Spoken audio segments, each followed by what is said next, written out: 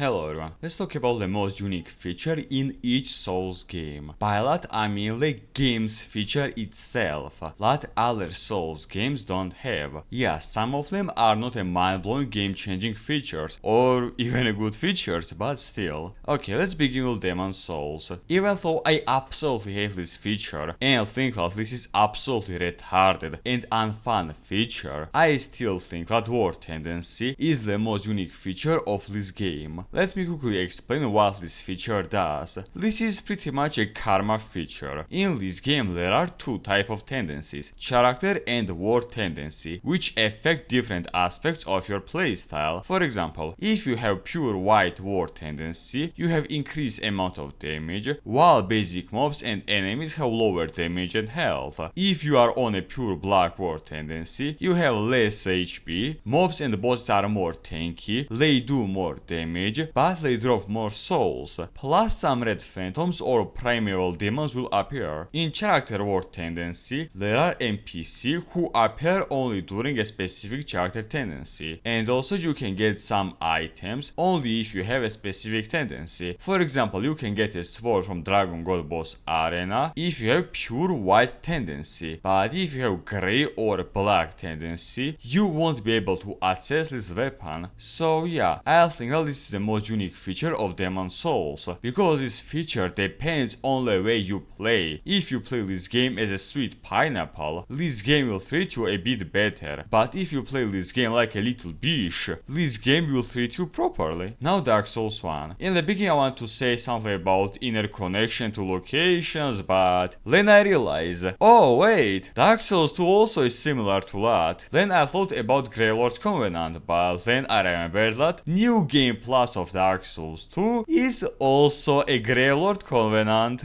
And after thinking about it for a while, as unexpected as it might sound, I will add the Vagrants. Yeah, I am not joking at all. I think that the most unique feature of Dark Souls 1 is this weird bug that 99% of you didn't even knew existed. I don't really want to talk about what the fuck even is this thing. As far as I realized, if you drop some items and leave them on the floor for a while, they will somehow mutate into these creatures, or when a player with a high amount of humanity and souls die, this bug spawns and feasts upon their souls. Yeah, a dropped item or souls can transform into enemy, and that's unironically the most unique feature of Dark Souls 1. Maybe I am wrong and I got something properly about them, but honestly, I don't really want to watch 30-minute videos about the literal bugs that I haven't seen in my entire goddamn life among all of my Dark Souls 1 playthroughs. If you want to know what exactly is this bug, you can watch this video. Dark Souls 2. Well, Dark Souls 2 has many unique features compared to other Souls games, but among them all, there is one that stands out the most. As unexpected as it might sound, I will choose Skeptic Spice. You might be confused and ask, why didn't add bonfire aesthetics? Well, it's mainly because Sekiro has a similar mechanic to that, boss resurrection. Yeah, I know that they were completely different compared to each other, but they realistically saying have a similar purpose or even idea. Now about why I put Skeptic Spice. In other Souls games, in order to use some spells, you need a specific amount of int or faith in order to use these spells, and unless you have required level, you have no chance to use these spells. But in Dark Souls 2, with the help of Skeptic Spice, you can lower the requirement level. If for example Sacred Oath requires 25 faith, you can use for example 10 Skeptic Spice and the required amount will be 15 faith, and in my opinion that's a very unique and most importantly useful feature, which for some reason you won't find in any other Souls game. Now Bloodborne. Yeah, I don't think I will shock anyone with this one. Weapon transformation. If in other Souls games you have one weapon with one playstyle, in Bloodborne you realistically saying well most of the time have two different weapons with different playstyles. Let's take for example Ludwig's Holy Sword. Most of the the time it's a medium-sized fast sword that does a medium amount of damage, but it has a fast attack speed. And then one button later, you have a heavy greatsword that hits hard, but has low attack speed. Or you took Simon's bowblade. You have a weapon similar to dagger. And then one button later, you have a bow. German's weapon most of the time is a scythe, but then one button later, it transforms into a sword. And the list goes on and on. Yes, not all weapons have a transformation. For example, Moonlight Greatsword is just a Ludwig's weapon on a heavy steroids, which gets a green projectile after transformation. Or Tonitrus, which just has a lighting effect after transformation. But still, I think that the weapon transformation is the most unique feature of Bloodborne. In Dark Souls 3, I didn't know what to add it for a while, but then I remembered about Mimic Tier whooping the shit out of Demon mini boss, and yeah, I will add some basic mobs fighting each other just because they are from different gangs. For example, demons versus black knights, mimic and skeletons versus demons, or dark boys versus listlings. You might tell there are bosses that can damage their own minions. For example, Nito could damage his skeletons. Yeah, but there is a huge difference between them. Nito is just using friendly fire, while in Dark Souls 3, some basic mobs straight up hate each other, and sometimes they even prioritize killing their arch enemies more than killing you. So yeah, let's move to Sekiro. In Sekiro, I will choose arm tools. Why arm tools? Well, because it allows Sekiro to do a few interesting things that other Souls characters can't do.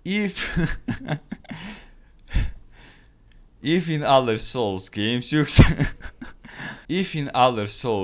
your secondary weapons most of the time was completely useless and had close to zero purpose, in Sekiro your secondary weapon not only has a real purpose, it actually is decently useful tool against bosses. For example, flamethrower versus monk and gorillas if you have baby oil. Axe is useful against humanoid bosses, shurikens are useful against lady butterfly, fingers for demons of feasting, and many more. Yes, not all arm tools are useful or maybe even needable, but I still think that arm tools is the most unique feature of Sekiro, because it is your secondary weapon that not only is actually useful, it doesn't waste a lot of time on switching and casting it. You just press a button and Sekiro quickly spawns his standard stick, that's it. And finally, Elden Ring. If you watch my videos for a while, you might be very surprised with this one, but I think that this feature not only is the most unique Soulsborne feature, it also is the most unique feature among all Souls-like games. Well, at least for now. It's open world. Yes, this open world is half empty, boring ass, worthless time waster that caused absolutely every single of Elden Ring's problem. But a fact is a fact. Elden Ring is the only Souls game with a real open world. Not a Metroidvania open world like Dark Souls 1 or Dark Souls 2. Not nearly linear game like Lies of P, Hazan or Dark Souls 3. A full-blown, shitty ass, worthless open world in which you can go pretty much anywhere you want and do whatever you want. Well, that's pretty much what I want to say. Type what you think about my video. If you like it, press something under it. With this, I will say bye bye to you and I will see you next time.